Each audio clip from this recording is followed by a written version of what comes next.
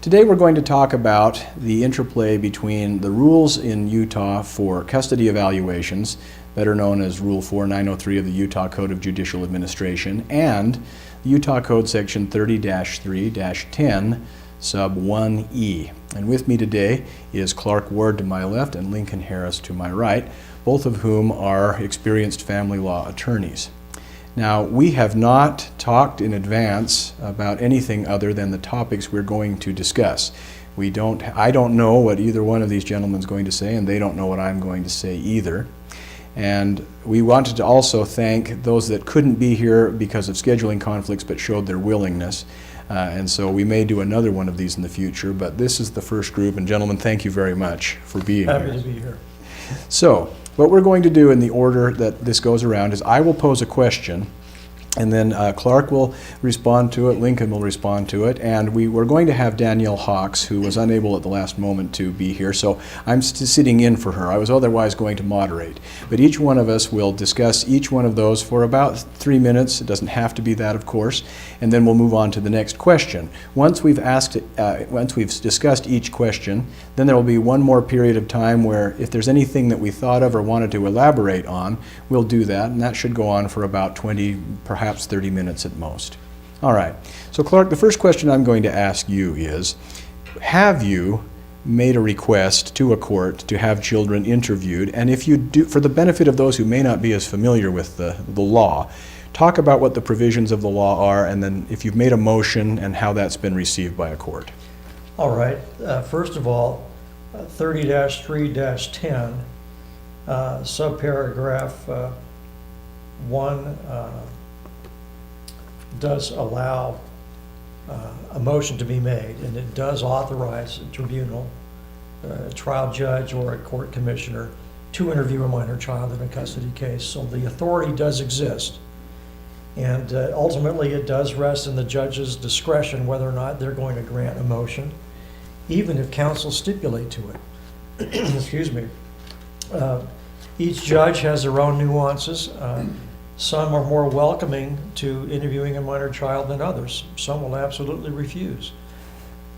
So you never really know for sure. The best way that I approach this is to confer with opposing counsel first and see if they will stipulate to that and avoid having to go through the effort and expense of making a formal motion. Especially if you know a little bit about your judge and what their inclinations might be towards that. And sometimes you can get some of that information by talking to their case manager, if the judge is inclined to even allow such an interview to take place. Lincoln, what's your experience with that? Similar to what Clark says. Typically, I've never done one of these motions early on in a case. Typically, the motions that I've filed have been later in the case when we're either past pretrial, or headed to trial, or right up leading to pretrial.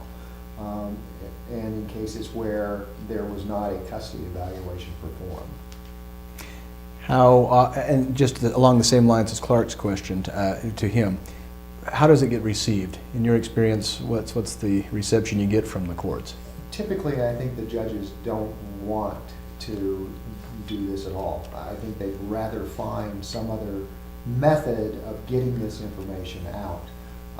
So I would say not well received by the court. Beautiful segue, because the next question, and so let me make sure I remember to pose that, is that let's talk about some of the reasons given for why the judges feel, and in some cases commissioners, who will often talk about that, why they feel that they're not up to the task, or why the reasons they might give for why they don't do it. So I will talk about, first of all, I have tried to file these motions to have the children's questioned by the court, and I've asked to be done early on for the purpose of saying that's when the most benefit might be obtained. Because if there is coaching of the children, there's as little of it as there's going to be in the course of an action, the sooner you do it. And it can help with settlement negotiations, mediation, and can also give the court an idea of what might be appropriate at the temporary orders level. Like Lincoln has mentioned, I have not had much success with that, and I've had judges reluctant to do it. So let's go back to you, Clark. Let's talk about one of the correct me if I'm wrong. One of the I was going to say excuses, but I'm not trying to be pejorative. One of the reasons or concerns a judge will give is, I don't feel qualified to question children. Now, have you had that happen? Yes, I have. First of all, they're not really trained in the art or science of child psychology, and sometimes it's awkward for a judge to interview a young child and try to get relevant information from the child without just being direct and say, well, which parent do you want to live with? And that could be, the judges recognize that that would be very traumatic for the child. They uniformly tend to recognize that it's very difficult for a child to say anything against one parent, and they feel like they are alienating themselves from one parent or the other, and they're in a very awkward position. So judges have told me that they would rather defer this whole process to a custody evaluation or to the appointment of a guardian ad litem. They would really like to see somebody else step forward and do this work, take the time that they don't really feel that they have, Okay. and perhaps talk to the children in a more comfortable environment to the child than in the formality of a judge's chambers. Perfect. That's a great explanation. I would second that. What do you have to add on the subject of when judges and/or commissioners say, I don't feel qualified to conduct these interviews? To some degree, I think that's probably true from the judge's perspective. I think that is something that the judges could learn, and I think there probably is a need out there for judges to learn that information. Now, obviously, a psychologist who's performing a custody evaluation has gone through a training process, and they understand that. They understand how children are. I think too often we treat children as young adults, and children aren't young adults. Children are children. They go through different phases of their lives. Young children up to age 3, for instance. It's easy to determine if a child under age 3 has a bond with a parent. A psychologist can do that simply by doing a bonding assessment. That becomes easier. But once a child gets to 3, 4, 5, in that neighborhood, there's this tendency to assume that they're telling the truth. And children don't have that concept at 3 through about 8 of truthfulness. So in that instance, I get it from a judge's perspective. I don't want to interview a 3-year-old or an 8-year-old because I can't test the veracity of what they're saying. As the children get older, maybe it's easier for the judges, but the judges, I think they can do this. They're intelligent human beings, and they do this with adults. They test the evidence all the time. Maybe with some better training and some willingness to do it, I think the judges could do that. Yeah, again, taking a little more of a blunt instrument approach. If the legislature says, Your Honor, that you're qualified to do this, then you are, whether you feel up to it or not. And if you really feel that you're not qualified, then maybe you ought to just leave the bench. Now, that's pretty strong language, but the point I'm making is that because the legislature says this can be done, we know that there are judges, especially brand new judges, that there's going to be a first time for everything. Their first capital murder case and other complex litigation that they may not have ever handled. If you were a prosecutor before you were a judge, there's going to be things that you don't have familiarity with. Saying that you don't feel qualified is simply to say, I recognize a deficiency and I can get up to speed. And I had one thing I'd like to ask Clark about. Now, I'm not a guardian ad litem, but I know that Clark is. And are you a guardian ad litem? Yeah. I know that the training for guardians ad litem now is to watch a 1-hour video, and then apparently they're deemed qualified to question the children, albeit not on the same level as an evaluator. So when they say, I have to say, in my opinion, it falls on pretty deaf ears when the judges will tell me I'm not qualified. If you're not, you can get qualified at least to the level of a guardian ad litem in fairly short order.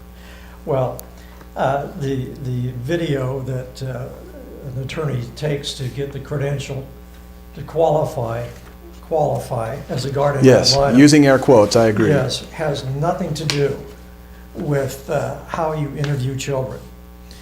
And that particular item, how to interview minor children, is something that I have suggested to continuing legal education people to have experts present in a seminar, because that goes to the crux of the matter. How do you interview a small child? And in my experience as a guardian ad litem, I have tried to interview children from ages, well, you can't interview a 2-year-old child. And I've tried to interview teenagers, and they tend to be very closed. They don't know you. There's no personal relationship. There's no rapport. That takes time to develop, even with custody evaluations. The first time, maybe the only time, that a guardian ad litem is able to interview a child, and yet so much is riding on that. So in terms of qualifications and training for a guardian ad litem, it's very deficient. And so for judges to say, well, I'm deficient too, is like, well, join the club is what That's I'm right. saying. Now, there's lots of work to do, but to say I'm not qualified, it's really hard to say that a lot of people are qualified, and yet the legislature has given you the power. All right, moving along the same lines, another thing that we will often hear, and correct me if I'm mistaken on your experience, is the court will say, well, I don't feel as though there's much information I could get from these child witnesses. Again, I would challenge that assumption. There's a lot of information that they could get if they became a little bit more skilled in how to get that information. I don't want to attack the judges. They do a wonderful, necessary role. But this is an area where they can be even more helpful and useful in this whole process. And they can be an enormous service for the whole process in saving clients time and money. So I don't want to accuse anybody of shirking this responsibility, but I think it's something that they should embrace rather than reject. What do you say to there's not much I expect to gain from interviewing children, Lincoln? Oh, I completely disagree with that. I think in talking with the children, you can gain a tremendous amount of information all the time. And it can come through various different ways. I mean, in my view, there are 4 different ways that information can come to the court. It can come through the parties, which obviously is going to be slanted one way or the other. It can come through the private guardian ad litem, who has very limited involvement with the children. The other 2 alternatives are through a custody evaluation or through the judge interviewing the child. So those 2 to me become the top ones that we can use. The custody evaluator, I think, is preferential, but again, you're talking about money, you're talking about time, and a lot of these cases, especially cases where there's high conflict involving custody, there is not enough money there to do a custody evaluation. So what are you left with? You're left with this alternative with the judge doing it. And I think if the judge is properly trained again, I think they can get very valuable information out of the children. Let me lead off with that. Even if the judge is improperly trained, I would still rather that a judge make a good faith effort. Now, if I didn't feel the judge would do a good job, then I might not support or make a motion for something like that. But I find it interesting to say, like, well, I can guarantee you won't get useful information from a witness if you don't inquire. And so I think it's odd that, I mean, why would a judge say, I don't want to hear from that witness? I know that can happen, but it just seems that the worst you could say is, I did interview the children and didn't get much out of it. So thank you for asking me to do that, but I'm going to be making my decisions based on other sources of information. The children cooperated well enough, but I didn't learn much. They were either too young or too closed, or I felt they were coached. But I think that's interesting too, gentlemen. If you found that the children were not credible because they were coached, what does that tell you about the parents? There's information you could glean about the case, even if it may be somewhat ancillary. You might find out that the kids talk about one parent's absenteeism or the tax fraud that the kids happen to discover and don't even realize what it was, or something like that. So that's my take on I don't think I'd get much from them. Well, a judge is a finder of fact. A judge has authority to make reasonable inquiry of a witness who is sworn on at a trial. This is not really that much different. Mm-hmm. And perhaps, depending on the case, Perhaps the judge can help himself out in a case by interviewing the children. It will be much more expedient.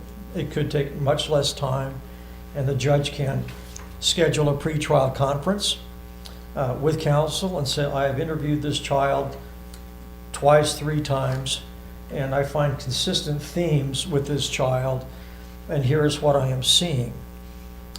And I think that he could help economize the whole process and save everybody time and money. That's a follow-up to that. Okay, well, I've talked about the fact that I don't feel qualified. I've talked about the fact that I don't think I'm going to learn much as far as facts that will help me to determine not only child custody, but other issues pertinent to the divorce or child custody action. Now, and besides, there are alternatives, and let's just double up on them. There's guardians ad litem, which you've both alluded to, and custody evaluations. So let's talk about, let's talk about the limits and the comparative value of guardians ad litem, custody evaluations, and judge-conducted interviews. Well, guardian ad litems are more limited in their scope, first of all. They're typically appointed in a case where there is a claim of emotional or physical abuse. We are not trained as custody evaluators, although a good guardian ad litem has been through enough custody cases that they have some pretty good ideas of what to ask a child. But yet our scope is somewhat limited. So the scope of a guardian ad litem might have to be redefined. The trend that I see with guardian ad litems is that the courts want to defer more and more to a guardian ad litem to make the decision for them and to avoid the expense and the time of a custody evaluation. As counsel said, custody evaluations can be very expensive, cost prohibitive, and they take time also.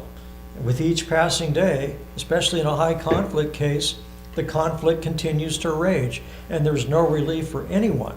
And these kids continue to be victimized by the conflict of the warring parents. So there is a sense of immediacy to address and make some resolution with these high conflict cases.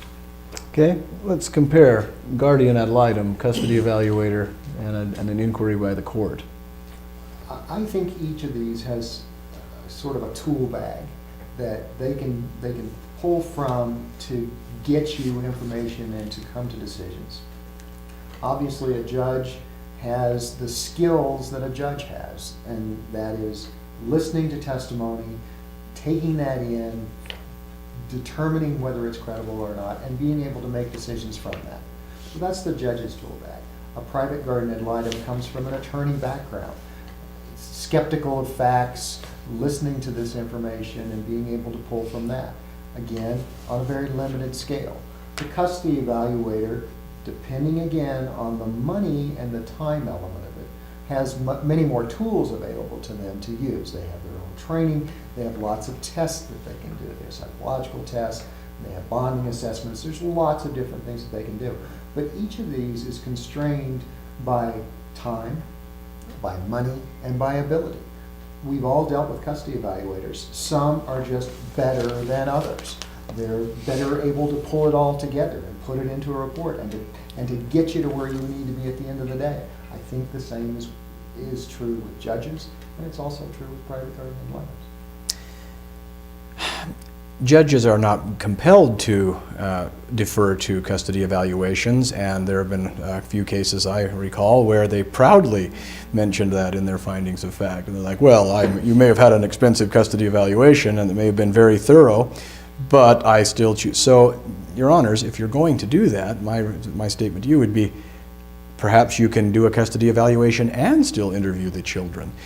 You mentioned that there's time involved. I agree, and having not served as a judge, I can't even begin to imagine what kind of demands are made on a judge's time. That stated, I really don't care. That given the fact that it's $5,000 to $10,000 to have a custody evaluation and 4 months if you're lucky, I think that it would be a good investment of the court's time to spend half an hour or an hour with a child at least once, if not in multiple occasions. The other thing I would mention is that I feel that while custody evaluators do have, I would say, perhaps a bigger tool bag and unique tools compared to those of the judge and the guardian, the money that it costs is financially ruinous for so many people, and even for those that can afford it. I have to question the comparative value. The amount of money I spend and the product I get at the end, I think makes a judge's interview with a child a more compelling proposition, not less. With that, then, I think we've talked about some of those, most of the things that we will often see that either opposing parties or judges will proffer as reasons for not interviewing the children. And now at this point, what are some other thoughts that you have, or if you'd like to elaborate on some of the things we've talked about that we didn't already cover? Clark? Well, again, I think that the judge is in a very unique position to be of most help in a custody situation by perhaps immersing himself a little bit more into the fact-finding process by taking this authority and doing something with it. I think, to be quite blunt, I think it is something that has been avoided. I don't know if judges are just intimidated by it or whether they just find it distasteful and they want someone else to do it. But I think that they are in a very unique position where they can be of enormous help in terms of time and in terms of resources to help resolve some of these issues. Very cogently stated, because again, I don't think any of us here feel as though, well, that's actually, I won't speak for any of us. Yes, I think there are some judges that simply want to pass the buck. I don't think that's the majority. But I think that it becomes easy to pass the buck, even if one feels inadequate, because it's tempting to say, I will defer to a guardian, I'll defer to an evaluator. I went out of turn, but what else? What did you want to say on the subject of any of those matters that we've covered? I don't see these as mutually exclusive. Even if you have a custody evaluation, or you have a private guardian ad litem, or you have both, there's nothing to prevent a judge from listening to the private guardian ad litem, from reading the custody evaluation, and then saying, hey, let me talk to the child, even if it's just for a few minutes, to get a sense of what's going on. Maybe there are different questions the judge wants to know, but it just doesn't seem to me that there's any reason not to do that. Thank you very much. This was very informative to me, and we've been well served by the opinions and the care and the preparation. So gentlemen, thank you very much. Thank you.